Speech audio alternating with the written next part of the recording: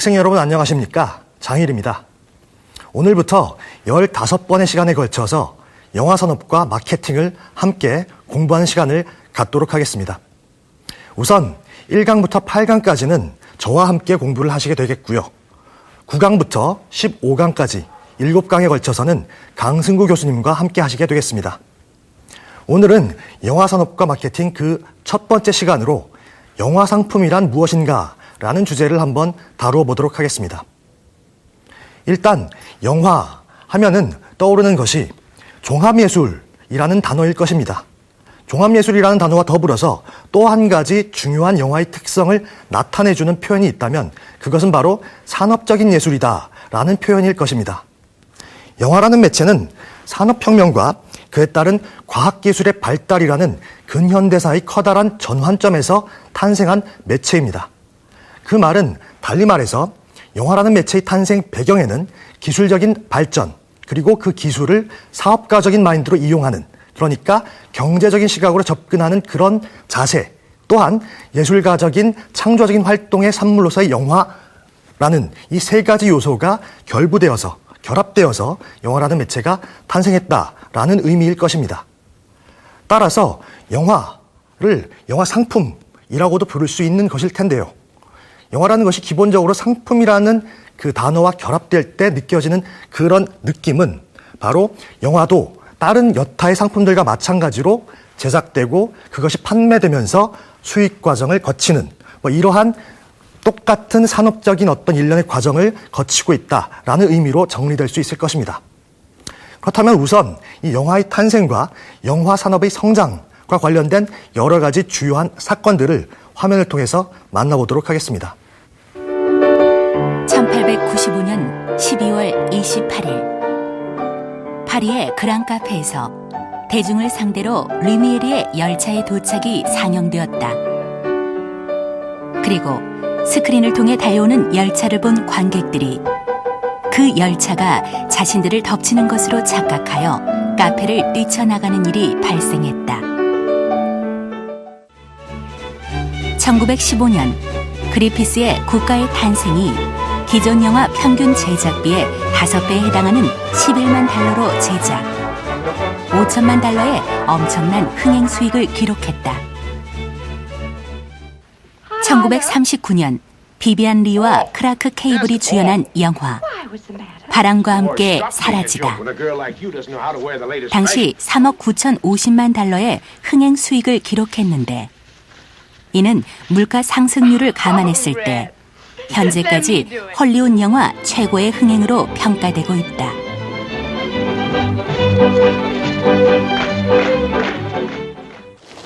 흥행의 퀴즈. 스티븐 스필버그 감독. 그가 1993년 제작한 쥬라기 공원이 한 해 동안 올린 수익은 무려 8억 5천만 달러. 이는 자동차 150만 대를 수출해서 얻은 이익과 동일하다. 총 제작비 2억 8천만 달러를 투입해 제작된 타이타닉은 미국에서 6억 달러, 해외에서 10억 3,400만 달러 등 총 18억 3,500만 달러의 흥행 실적을 올렸다. 이는 총 제작비의 7배가 넘는 수익으로 역사상 초유의 흥행 기록을 수립했다. 국내에서 2004년도에 개봉한 태극기 휘날리면은 한국 영화로선 최초로 1,000만 관객을 돌파했다. 한국은행은 781억 원의 흥행 수익을 올린 이 영화가 2,343개의 일자리 창출 효과를 낳았다고 평가했다. 이렇듯 우리가 한 편의 영화를 바라볼 때 그 영화를 하나의 예술 작품으로서 바라볼 수도 있고 아니면 기술적인 측면에 초점을 맞추어서 바라볼 수도 있을 뿐더러 또한 하나의 상품이다. 따라서 이 영화가 얼마만큼의 흥행 수익을 건졌고 혹은 손해를 봤는지에 초점을 맞추어서 바라볼 수도 있겠습니다. 그렇다면 이 영화라는 상품에 대해서 좀 더 깊숙이 들어가 보겠는데요. 그에 앞서서 영화라는 매체를 대중문화의 꽃이라고 부르는 이유부터 살펴보도록 하겠습니다. 현대사회에서는 여러 가지 형태의 대중문화 혹은 오락거리들이 있습니다. 텔레비전, 라디오, 만화 등등 여러 가지 형태의 오락 수단 혹은 대중문화의 매체들이 존재하는데요. 왜 하필이면 영화를 대중문화의 꽃이라고 부를까요? 다른 어떤 여가선용의 수단 혹은 오락거리 혹은 대중문화 매체에 비해서 영화라는 매체는 기본적으로 의례적 행위를 필요로 하는 매체이기 때문입니다. 그 말이 무슨 의미인고 하니 영화를 볼 때는 우리가 영화관까지 찾아가서 직접 관람료를 지불하고 하는 등의 적극적이고 능동적인 행위를 필요로 하고 있다는 의미겠죠. 집에서 가만히 채널 돌릴 수 있는 리모컨을 사용해서 채널을 돌릴 수 있는 라디오나 텔레비전과는 다른 차원의 문화 소비 형태를 영화라는 매체가 근본적으로 안고 있기 때문일 것입니다. 영화라는 매체는 상품이라고 말씀을 드렸습니다. 대중문화로서, 오락거리로서, 여가선용의 수단으로서 활용을 하지만 기본적으로 금전적인 문제, 자본의 문제, 경제적인 시각이 결부될 수 없다는 의미이겠죠. 따라서 하나의 영화가 만들어지고 그것이 관객에게 전달되는 과정은 여타의 다른 상품이 제작, 생산되어서 소비자들에게 판매되는 과정과 크게 다르지 않습니다. 따라서 영화라는 매체가 만들어지는 과정을 살펴볼 때 크게 제작과 배급 그리고 상영이라는 세 가지 측면에서 살펴보는 것도 바로 그러한 경제적인 마인드에 바탕을 둔 태도일 것입니다. 여기서 제작, 배급, 상영이라는 말이 나왔는데요. 기본적으로 제작되고 배급되면서 또한 최종적으로 상영되는, 따라서 관객과 만나는 그런 지점에 도달할 때 비로소 영화라는 매체가 그 자리를 온전히 잡았다라고 표현할 수 있겠습니다. 그렇다면은 이 영화는 한마디로 오락인 동시에 또한 산업인 동시에 또한 예술이다라고 정리를 할 수가 있겠습니다. 그렇다면 이 영화를 예술로서 바라보느냐 상품으로서 바라보느냐에 있어서 어떠한 시각을 견지할지에 대해서 일단 화면을 통해서 만나보도록 하겠습니다. 영화는 산업혁명과 테크놀로지의 발달이라는 근현대사에 있어 커다란 전환점에서 탄생한 주요 예술이다. 물론 대중의 미적 관심과 예술에 대한 열망이 영화 발달에 있어 중요한 일익을 담당하긴 하였으나 기본적으로 영화라는 매체는 19세기 이후 과학적인 호기심과 기술적인 실험의 산물이라고 말할 수 있다. 사업이나 산업 혹은 상품이라는 말과 예술이란 단어는 본질적으로 상반되는 표현이다. 하지만 영화라는 매체에 있어 이 두 단어는 서로 동반자 관계에 있다고 해도 과언이 아니다. 영화 예술에 있어 기술적인 측면은 영화라는 예술을 급속도로 발전하게 만드는 요인이었으며 그 기술적인 요소들은 또다시 이윤 창출이라는 사업적 마인드에 의해 더욱 공고한 기반을 마련하게 되었다.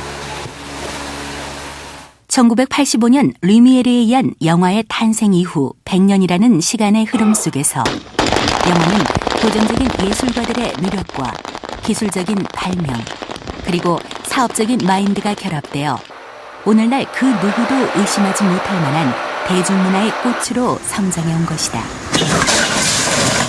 한마디로 영화는 예술이자 상품이다. 현실적으로 거의 모든 영화는 예술성과 상품성을 동시에 지니고 있다. 예술적인 영화라는 말이 상업성을 배제하고 있다는 말로 받아들여져서는 안 된다. 현대 사회의 주요한 문화 상품 중 하나로 영화의 특징은 다음과 같다. 첫째, 영화는 텔레비전이나 비디오 혹은 DVD와 달리 공동의 경험을 바탕으로 향유하는 매체다. 영화는 집에서 혼자 감상하는 매체가 아니라 가족이나 친구들과 함께 소비되는 상품인 것이다. 둘째, 영화는 다른 매체에 비해서 훨씬 질 높은 영상과 음향을 제공한다. 그리고 보다 새로운 테크놀로지를 적극적으로 활용할 수 있는 문화상품이다. 셋째, 영화는 다른 산업과의 밀접한 연관을 바탕으로 더욱 발전할 수 있는 상품이다. 예를 들어 오늘날의 극장은 단지 영화 관람만을 위한 공간이 아니라 쇼핑, 외식 등이 동시에 이루어질 수 있는 종합 쇼핑몰의 성격을 지니고 있는 것이다.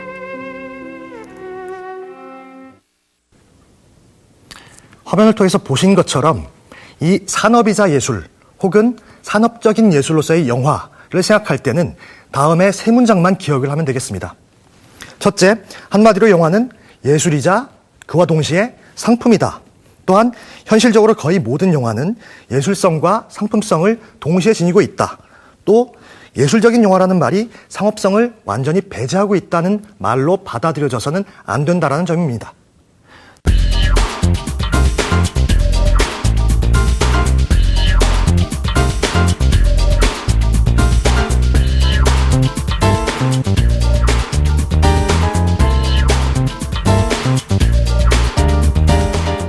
이 상품으로서의 영화를 생각할 때 그 영화의 소비 패턴이 기본적으로 공동의 경험을 바탕으로 하고 있다는 사실과 또한 영화라는 것은 기본적으로 기술적인 요소들, 테크놀로지적인 요소들을 충분히 끌어안고 있다는 점, 또한 이 영화는 다른 산업과의 밀접한 연관 속에서 발달할 수밖에 없다는 점 또한 기억해 두시면 좋겠습니다.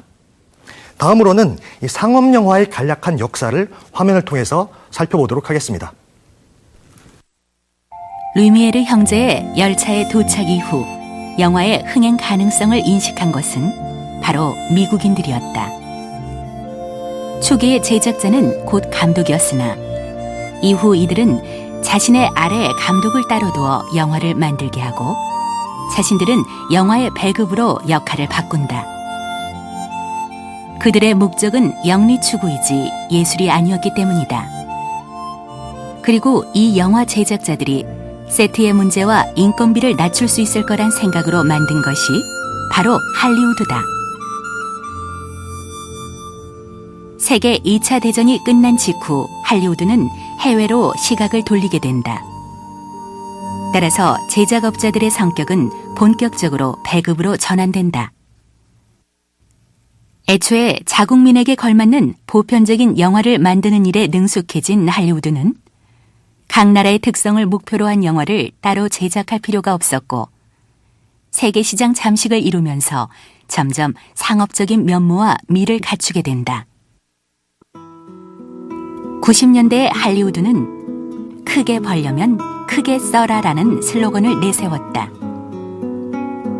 1980년대에 메이저 영화의 평균 편당 제작비는 920만 불에서 1988년에는 1,850만 불로 정확히 2배 뛰었고 1989년에는 2,350만 불이 되었다. 이제 할리우드는 장기 흥행에 승부를 걸지 않는다. 개봉 초기에 집중적으로 광고를 퍼붓고 적어도 2,000개 이상의 영화관에 동시에 상영하는 것이 마케팅의 상식으로 되어가고 있다. 이렇게 해서 할리우드는 국내 입장 수입 50억 불 선을 1989년에 돌파했다.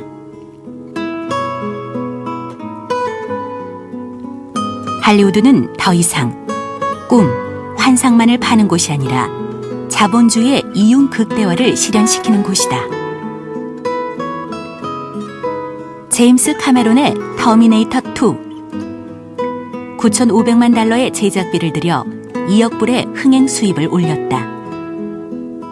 자본의 논리로 본다면 이건 흥행에 실패한 것이다. 그러나 이 영화를 만들기 위해 제작했던 세트나 컴퓨터 그래픽 기술이 그 대안을 제시한다. 다음에 비슷한 종류의 영화를 만들 때는 3천만 달러만 있으면 된다는 것이다. 또한 이 영화의 상영 이후에 TV에 들이닥친 컴퓨터 그래픽의 활용 붐은 모두 이런 기술의 판권을 비싼 값으로 사온 것이다. 결국 한 편의 영화는 이제 다양한 분야의 이윤 창출에 기여하고 있는 것이다.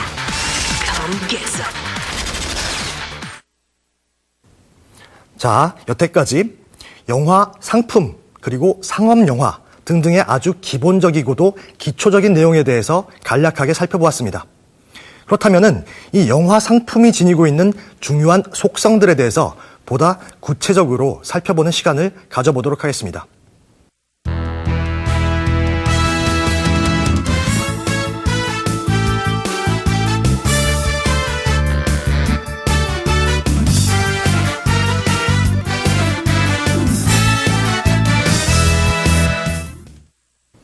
우선 영화 상품을 정의를 내릴 때 우리는 부분적 공공재다라는 말을 사용하곤 합니다. 일단 이 경제학적인 용어상으로 이 상품을 그 형식에 따라서 구분을 하자면 크게 재화와 서비스로 나뉩니다. 또한 이 재화를 다시금 형식에 따라서 나누자면 그것은 바로 유형재와 정보재로 나눌 수 있습니다. 하지만 이 재화를 형식이 아닌 사용의 방식, 사용의 측면에 따라서 구분을 한다면 공공재와 사적재로 나눌 수가 있겠는데요. 이 공공재라는 말에서 그 앞에 부분적이라는 단어를 추가해서 부분적 공공재다라고 할 때 그것이 바로 영화 상품의 중요한 특성인 것입니다. 엄밀한 의미에서의 공공재라고 하는 것은 예를 들어 텔레비전 방송 혹은 라디오 방송을 생각할 수가 있겠죠. 이 전파 매체, 전파를 통해서 누구에게나 도달할 수 있는 이 라디오와 텔레비전 방송의 경우에는 그야말로 불특정 다수가 향유할 수 있는 그러한 콘텐츠를 제공합니다. 그러니까 어떤 사람에게나 열려있는 모든 가능성이 열려있는 이 재화, 이것을 바로 공공재라고 하는 것이죠.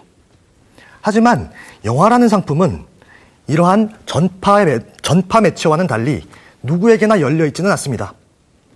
좀 전에 말씀드린 것처럼 영화를 우리가 관람하기 위해서는 기본적으로 우리가 극장을 찾아가서 어느 정도의 관람료를 지불하고 이러한 특정 단계를 거쳐야 한다는 말이죠. 하지만 공공재로서의 성격이 아예 없는 것은 또 아닙니다.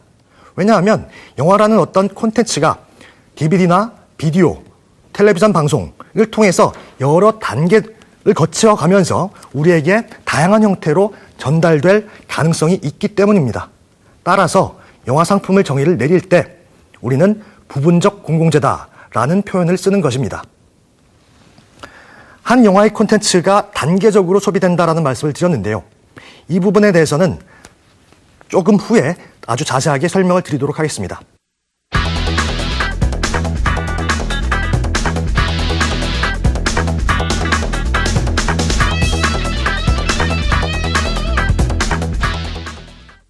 그렇다면은 영화가 부분적 공공재다라는 특성 외에 또 다른 특성으로는 무엇이 있을까요? 좀 전에 재화를 형식에 따라서 구분을 할 때 우리는 정보재와 유형재 이 두 가지로 나눌 수 있다라고 했습니다. 이 정보재와 유형재 둘 중에서 바로 정보재라는 말이 영화 상품의 또 다른 특성을 잘 지칭해주는 용어라고 할 수 있겠습니다. 이 정보재라고 하는 것은 말 그대로 우리한테 어떤 정보, 지식 등을 제공함으로써 우리의 어떤 만족도를 높이는 그러한 상품을 뜻하는 것이겠는데요. 이 정보재로서의 영화는 다음과 같은 또 다른 중요한 특성들을 같이 안고 있습니다. 그 첫 번째가 바로 영화는 경험재다라는 것입니다. 기본적으로 정보라는 것은 우리가 만질 수 있는 것이 아니죠.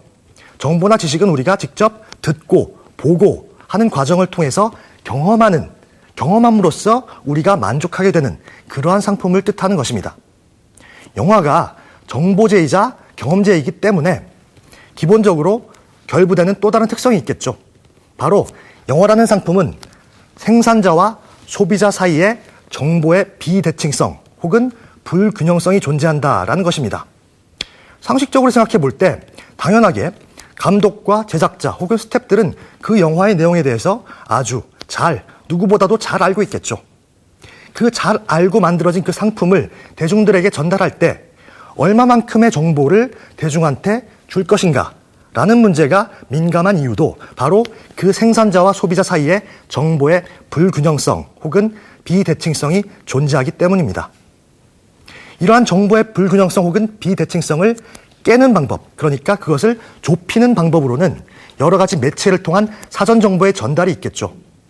신문이나 잡지의 평론 혹은 영화 관련 TV 프로그램 등을 통해서 사전적인 정보를 습득하고 그 영화에 대한 기본적인 지식을 어느 정도 깔아둔 상태에서 그 영화를 관람할 때 훨씬 더 많은 것을 관객의 입장에서, 대중의 입장에서 취할 수가 있다는 의미이기도 합니다. 하지만 여기서 유의해야 할 점은 그 정보가 사전에 너무도 많이 공개가 됐다면 그 영화에 대한 흥미를 오히려 반감시킬 수도 있다는 점이겠죠. 따라서 이 정보의 불균형성 혹은 비대칭성의 문제를 어느 정도까지, 어느 정도의 수준까지 해결할 것인지 하는 것은 바로 이 영화를 산업적으로 바라보는, 그러니까 홍보 활동을 통해서 또한 마케팅 활동을 통해서 얼마만큼 수익을 극대화시킬 수 있는가라는 문제와 근본적으로 결부되어 있는 것입니다. 다음으로 이 정보제로서의 영화를 이야기할 때 두 번째 중요한 특성이 있죠. 그것은 바로 영화는 비반복제라는 것입니다. 비반복제, 말 그대로 반복적인 소비가 불가능한 상품이 바로 영화 상품이라는 의미겠죠. 반복적인 소비가 불가능하다. 자칫 잘못 생각하면은 영화를 왜 반복적으로 소비할 수 없느냐라는 의문을 가질 수도 있을 것입니다. 한 편의 영화를 10번이고 100번이고 1000번이고 볼 수는 있으니까요. 하지만 영화는 정보제라고 했습니다. 정보 혹은 지식이라는 것은 한 번 소비된 이후에는 그 가치가 급격하게 떨어지게 되어 있습니다. 한 영화를 보고 나면 당연하게도 우리는 그 영화의 줄거리부터 등장인물, 모든 어떤 세세한 요소들을 최소한 습득하게 되는 것이죠. 따라서 여러 번 반복해서 소비를 하더라도 처음 봤을 때, 처음 그 영화를 관람할 때와 같은 똑같은 느낌을 제공받을 수는 없다는 의미입니다. 따라서 영화를 비반복제, 그러니까 반복적인 소비가 불가능한 상품이다 라고 표현하는 것입니다. 또한 이 정보제로서의 영화를 이야기할 때 세 번째로 중요한 특성이 있습니다. 그것은 바로 영화는 사치제다라는 것입니다. 사치제, 말 그대로 사치스러운 상품이라는 거죠. 사치제의 반대말은 필수제라고 할 수 있겠는데요. 밥이나 물, 이와 같은 우리가 살아가는 데 있어서 무조건적으로 필요한 상품이 아니라는 거죠. 기본적으로 영화가 없어도 우리는 살아갈 수 있습니다.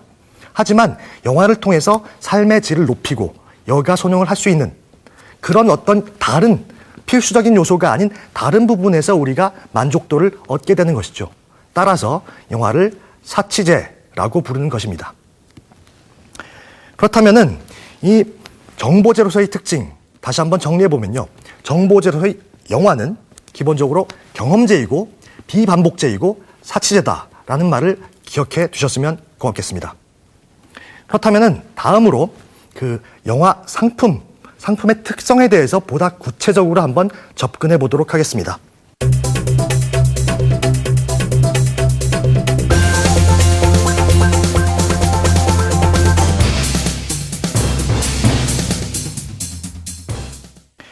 영화 상품의 특성을 구체적으로 접근할 때 기본적으로 상품이라고 할 때 우리가 경제적인 시각을 결부해 두어야 한다고 했습니다. 따라서 어느 손익분기점 혹은 이윤 추구의 과정을 염두에 두어야 하는데요. 그런 의미에서 영화 상품의 첫 번째 중요한 특성은 바로 고위험, 고수익 산업이라는 측면일 것입니다. 주식 투자보다도 오히려 더 리스크가 큰, 위험성이 큰 것이 바로 영화 산업이라고 하죠. 한 편의 영화가 흥행될 수 있을 만한 어떤 가능성은 상당히 작습니다. 하지만 1000만 관객을 돌파하고 엄청난 흥행을 이루어냈을 때 그 영화가 얻어낼 수 있는 수익은 실로 막대하다고 할 수 있겠죠. 위험성이 큰 만큼 그 위험을 무릅쓰고 완성해낸 결과물이 성공했을 때 그만큼 수익성도 커진다라는 의미일 것입니다. 따라서 영화를 고위험, 고수익 산업이다라고 부르는 것입니다. 다음으로 영화 상품의 두 번째 중요한 특징으로 영화라는 상품은 여러 단계를 거쳐가면서 소비될 수 있다라는 점을 들 수가 있겠습니다. 이를 경제학적인 용어로 표현하자면 창구 효과라고 합니다. 한 영화가 극장 개봉을 한 이후에 거기서 그 상품의 소비 패턴이 끝나는 것이 아니라 케이블 텔레비전이나 지상파 텔레비전 혹은 DVD나 비디오, 인터넷 등을 통해서 다른 매체를 통해서 달리 다른 통로를 통해서 다양한 방식으로 전달될 수 있다라는 의미겠죠. 영화가 여러 단계를 거치면서 소비될 수 있다라는 특징은 기본적으로 영화가 탄생했을 때 그 옛날 처음 우리가 영화를 관람할 당시의 영화 관람 행위와 현대적인 영화 관람 행위를 근본적으로 구별짓는 그러한 지점이기도 합니다. 원래 극장에서 영화를 본다라는 것은 흔한 말로 관음증적인 요소가 있다라는 표현을 써가면서 설명을 할 수가 있겠는데요.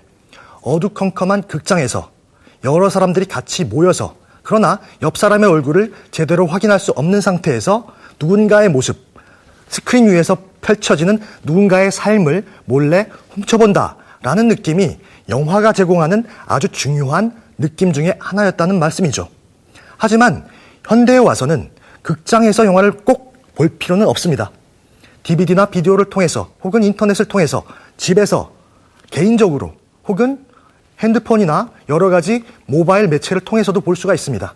그만큼 영화 소비의 패턴이 달라지고 있다는 것이죠. 따라서 근본적인 형태의 영화 관람 행위라는 지점과 현대적인 영화의 소비 행위라는 지점을 구별해 가면서 생각해 볼 필요가 있겠습니다. 다음으로 영화 상품의 세 번째 특성을 살펴보겠는데요. 영화는 기본적으로 정보재 혹은 경험재라고 했었죠. 따라서 그 상품의 수명이 짧다고 할 수가 있겠습니다. 한 편의 영화가 극장에서 개봉해가지고 극장에 걸려있는 그런 시간은 길어봐야 몇 달을 넘기기가 힘듭니다. 그러니까 그만큼 단기간에 걸쳐서 그 상품을 소비할 수밖에 없는, 시간적으로 제한되는, 따라서 언제 어디서나 우리가 볼 수 있는 상품이 아니라 딱 제한된 시간 내에 우리가 구입을 해야 되는 그러한 상품으로서의 특징을 가지고 있다는 것이죠. 물론 이 부분도 좀 전에 두 번째 특성, 여러 단계를 거치면서 영화가 소비가 된다라는 특성과 결부되어서 살펴보면 딱히 현대사회에서는 정확하게 들어맞지는 않는 부분도 존재합니다.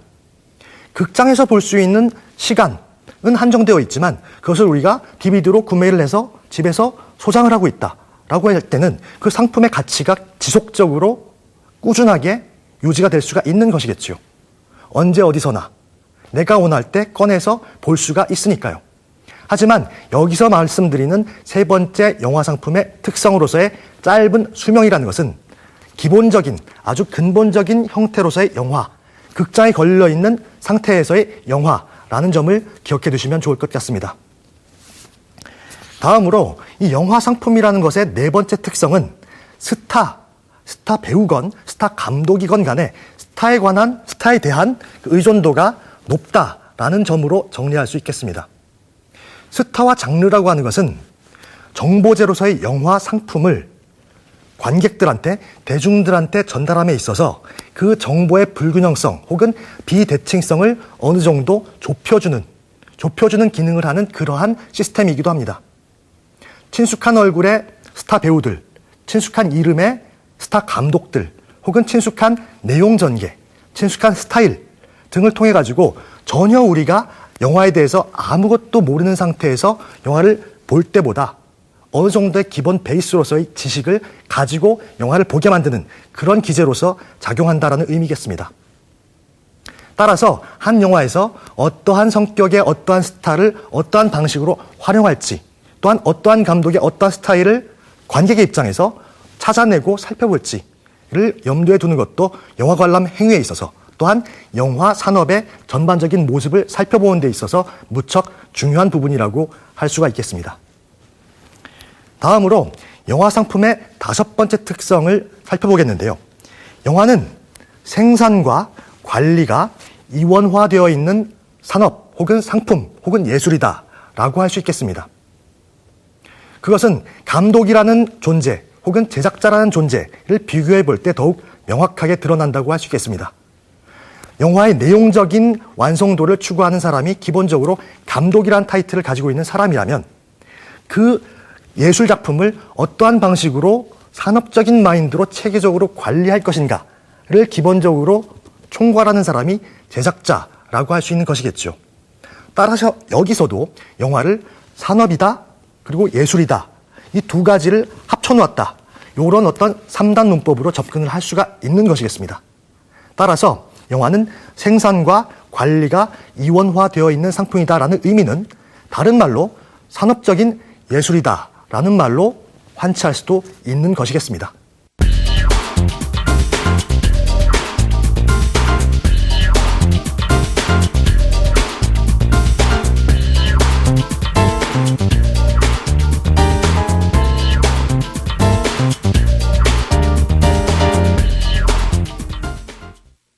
이상과 같이 영화 상품, 상품으로서의 영화의 특성을 5가지로 정리해 보았는데요. 이 5가지 특성은 무척 중요한 부분이니까 꼭 메모를 해두시기 바랍니다. 다음으로는 영화 산업 혹은 영화 상품을 좀 더 거시적인 차원에서 한번 바라보도록 하겠습니다. 모든 산업 혹은 모든 다른 상품과 마찬가지로 영화 상품 혹은 영화 산업에는 3가지 기본 요소가 존재합니다. 그것은 바로 생산자와 텍스트 그리고 소비자라고 정리할 수 있겠는데요. 다른 상품의 제작 과정을 보면 당연히 어떤 특정 상품을 만들어내는 생산자가 있습니다. 그리고 그 생산자가 만들어내는 결과물, 그 상품이 존재를 하겠죠. 또한 최종적으로 그 상품을 소비하는 소비자, 일반 대중이 존재합니다. 이와 같은 공식을 영화에도 그대로 적용할 수 있겠습니다. 영화를 만들어내는 감독, 제작자 혹은 스태프가 있겠죠. 그 스태프들이 공동 작업을 통해서 만들어낸 결과물, 그 영화 자체, 영화 텍스트가 존재할 것입니다. 또한 최종적으로 그 영화를 보는 사람, 돈을 지불하고 영화를 관람하는 영화 관객, 수용자, 소비자가 존재하겠죠. 이처럼 이 3가지 요소를 아울러서 영화를 살펴볼 때 영화의 진정한 모습을 알아낼 수 있다, 이해할 수 있다라고 말할 수 있겠습니다. 이 생산자와 텍스트 그리고 소비자 이 3가지 요소 중에서 어디에 초점을 두고 영화를 바라보느냐에 따라서 갖가지 많은 다양한 이론들이 나타나게 됩니다. 생산자에 초점을 맞춘다라고 했을 때 그 생산자를 하나의 훌륭한 독창적인 예술가라고 바라보는 태도가 바로 작가주의라는 용어로 표현되는 그러한 사조겠고요. 그게 아니다. 어떤 장르적 시스템 안에서 공동 작업을 통해서 제작 혹은 생산하는 것이다 라는 태도가 바로 장르 이론이 될 수 있겠죠. 물론 이 입장 차이는 존재하지만 분명히 생산자 혹은 제작자의 초점을 맞추고 있다라는 점에서 공통점도 가지고 있는 두 사조가 되겠습니다. 다음으로 텍스트 그 자체에 초점을 맞추고 영화를 접근한다라고 했을 때 그것은 바로 우리가 흔히 신문이나 잡지를 통해서 볼 수 있는 평론이 되겠죠. 그 영화의 내용, 줄거리가 어떻고 그 영화의 극중 인물의 성격이 어떻고 하는 그 텍스트의 내용 자체를 접근하는 방식입니다. 또한 마지막으로 소비자, 수용자 혹은 관객의 초점을 맞추고 영화를 바라본다라고 했을 때는 그 관객이론이라는 말로 정리할 수 있겠는데요. 그 태도는 어떠한 관객이 이 영화를 재밌게 봤다라는 어떤 베이스를 염두에 두고 그렇다면은 다른 관객들도 같이 이 영화를 본 상태에서 과연 동의를 할 것인가? 어떤 사람은 영화를 재밌게 봤다고 할 수도 있고 어떤 사람은 재미없게 봤다고 할 수도 있는 것이겠죠. 왜 이런 관객별로 차이가 나타난 것일까? 그 특정 문화에서 혹은 특정 국가나 특정 시공간에서 왜 이러한 다양한 관객들의 반응이 나타날까를 살펴보는 것이 바로 관객 이론이라고 할 수 있겠습니다. 따라서 이 3요소, 영화 상품 혹은 영화 산업의 3요소, 생산자, 텍스트, 그리고 소비자 이 3요소를 아울러서 살펴볼 때 우리가 보다 온전한 형태의 영화를 이해할 수 있다라고 말할 수 있는 것입니다. 그렇다면은 이 관객에 대해서 좀 더 얘기를 하기 전에 관객이 그러니까 우리 일반 대중이 어떠한 이유에서 영화관을 찾게 되는지 어떠한 이유에서 영화를 보게 되는지에 대해서 잠시 화면을 통해서 만나보도록 하겠습니다. 90년대 말 이후 멀티플렉스의 증가로 영화관의 위치는 물론 시설과 기사, 광고의 중요성이 점차 증가되고 있다. 감독의 경우 99년에 39%의 고려 유입이었지만 2003년에는 27%로 떨어졌다. 이는 한국 영화의 질적 성장이 감독보다는 다른 측면으로 관객들의 관심을 옮긴 것으로 평가된다.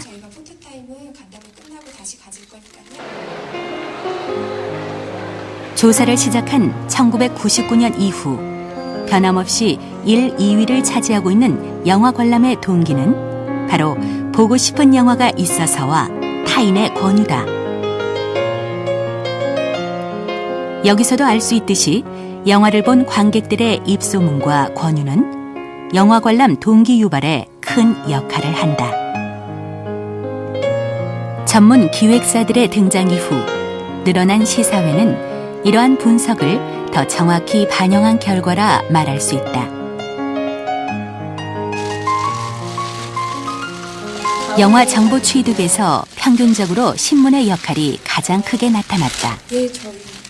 그러나 99년 37%를 넘어서던 신문의 역할이 2003년에는 18%로 떨어져 10%에서 24%로 증가되어 있는 인터넷의 경우와는 대조를 보이고 있다. 그리고 TV와 주변 사람들이란 요인은 큰 변화 없이 지속적으로 20% 이상의 선호도를 갖고 있는 것으로 조사되었다.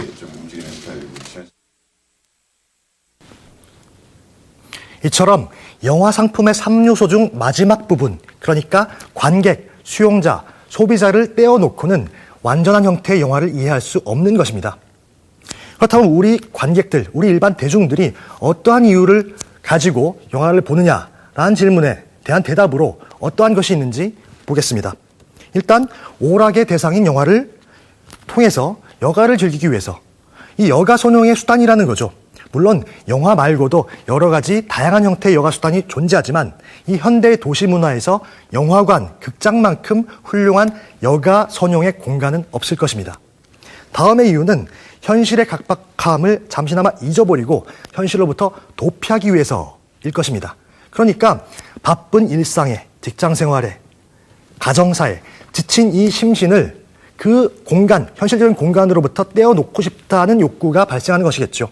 잠시나마 현실을 잊어버리고 외부의 세계, 꿈과 희망의 세계로 편입하고 싶다라는 의미가 되겠습니다. 다음으로는 남는 시간을 보내기 위해서라는 대답도 있었습니다. 그러니까 약속 시간이 2시간 정도 남았는데 과연 2시간 동안 무엇을 하면서 킬링타임이라고 하죠. 시간을 죽일 것인가. 그 시간을 죽이는 어떤 수단 중에 하나가 바로 영화 관람이라는 것입니다. 다음으로는 정보 습득의 의미도 있습니다. 영화를 통해서 내가 모르는 어떤 문화적 가치들, 지식들, 정보들을 습득할 수 있는 것이겠죠. 특히 역사 영화나 전기 영화를 통해서 내가 이전에는 이미 알지 못했던 역사적 사실이나 그 인물의 일생에 대해서 우리가 배워나갈 수 있다는 의미겠습니다. 다음으로는 이 개인주의적인 현대사회에서 동반되는 소외감을 줄이기 위해서라는 대답이 있었는데요. 이것은 영화라는 것이 기본적으로 공동 경험을 바탕으로 하고 있다라는 특성과 결부되는 그런 어떤 문제의식이라고 할 수 있겠습니다. 내가 특정 영화를 봤을 때 나만을 위해서가 아니라 이 영화를 봐서 그 토픽을 삼아서 그 영화를 토픽으로 삼아서 친구들과 가족들과 대화를 한다든지 이렇게 사회생활을 영위하기 위해서 내가 혼자만이 아니라는 사실을 인지하기 위해서 영화를 본다라는 것이겠습니다. 다음으로는 타인과의 관계를 원활하게 유지하기 위해서인데요. 이것도 역시 마찬가지로 접근할 수 있겠죠. 어떤 개인의 고립감을 타파하기 위한 방법으로서의 타인과의 관계. 이게 바로 그 전에 어떤 대답과 일맥상통하는 부분이라고 할 수 있겠습니다. 마지막으로 영화를 통해 비춰진 사회를 통해서 자신을 좀 더 잘 알기 위해서라는 대답이 있었습니다. 이것은 바로 성찰성이라는 말과 결부가 되는데요.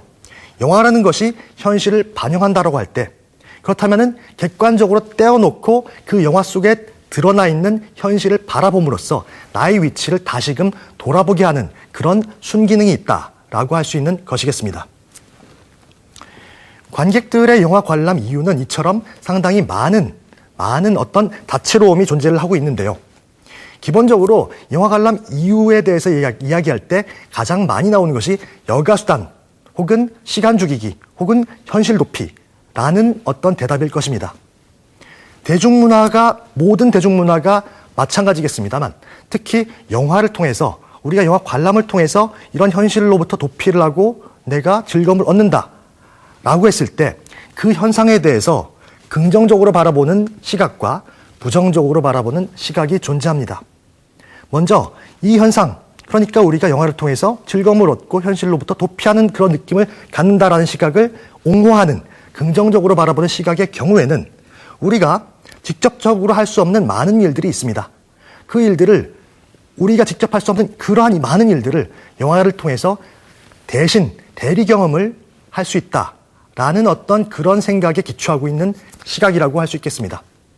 그러니까 우리가 시간적인 여유, 금전적인 여유, 여러 가지 사회적인 이유 때문에 직접 할 수 없는 무언가를 영화를 통해서 대신해서 경험할 수 있다라는 점을 긍정적으로 바라보는 것이겠죠. 하지만 이 똑같은 현상이지만 이 현상을 부정적으로 바라보는 시각 또한 존재합니다. 현실로부터의 도피라는 것이 현실과의 괴리까지 발전한다면 현실과 가상의 세계를 구별할 수 없는 시점까지, 그런 지점까지 도달하게 될 수밖에 없고, 따라서 그 사람이 사회화 혹은 인성화라는 측면에서 훨씬 더 비사회적인 혹은 비교육적인 어떤 형태로 발전할 수밖에 없다. 발전이 아니죠. 퇴보할 수밖에 없다라는 어떤 시각을 견지하는 사람들이 분명 존재하는 것입니다. 이처럼 대중문화의 한 현상으로서 영화를 소비하는 그 의미, 그 의도에 대한 두 가지 시각이 존재합니다. 그러한 긍정적인 시각과 부정적인 시각이 동시에 존재하는 이유는 한 사회의 문화적 가치를 어떻게 바라볼 것인가 하는 어떤 그런 보다 근본적인 커다란 문제와 결부되는 것일 것입니다. 물론 우리가 영화 상품에 대해서 공부를 하고 있습니다. 따라서 그 상품이 경제학적인 의미에서의 어떤 교환 가치 혹은 사용 가치를 지녀야 하는 것은 틀림없는 사실입니다. 한 영화 상품이 만들어져서 어떠한 이윤을 추구하고 이런 경제학적인 마인드, 산업적인 마인드가 분명히 존재한다는 것이죠. 하지만 그와 동시에 영화는 산업적인 예술이다, 대중문화, 상품이다 라는 의미에서 볼 수 있듯이 우리가 무조건적으로 사용가치, 교환가치만을 추종해서는 안 된다라는 의미도 다시금 생각해 보아야 합니다.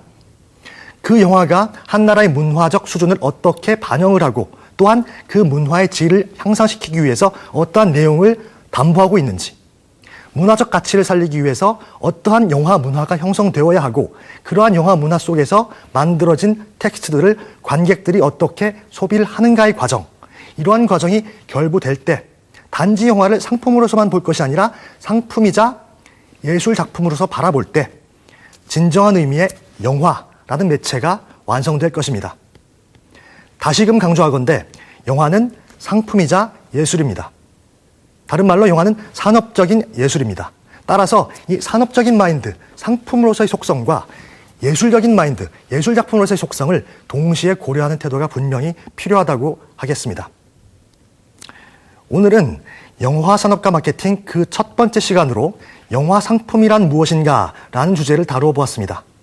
영화라는 상품이 어떻게 해서 어떠한 이유로 상품이라고 불리기 시작했는지, 영화 산업이라는 것이 탄생 이래로 어떠한 방식으로 발전을 해왔는지, 그리고 그 영화 산업, 영화 상품을 구성하는 요소들에는 무엇이 있는지, 또한 영화 상품으로서의 특징은 어떠한 지점이 있는지 등등에 대해서 살펴보았습니다. 다음 시간에는 이러한 논의를 좀 더 확장시켜서 단지 영화 상품이 아니라 좀 더 거시적인 시각에서 영화 산업의 특성들, 영화 산업의 갖가지 기본 요소들이나 구성 요소들 등에 대해서 살펴보는 시간을 갖도록 하겠습니다. 오늘 하루 공부하느라 수고하셨습니다. 다음 시간에 뵙겠습니다.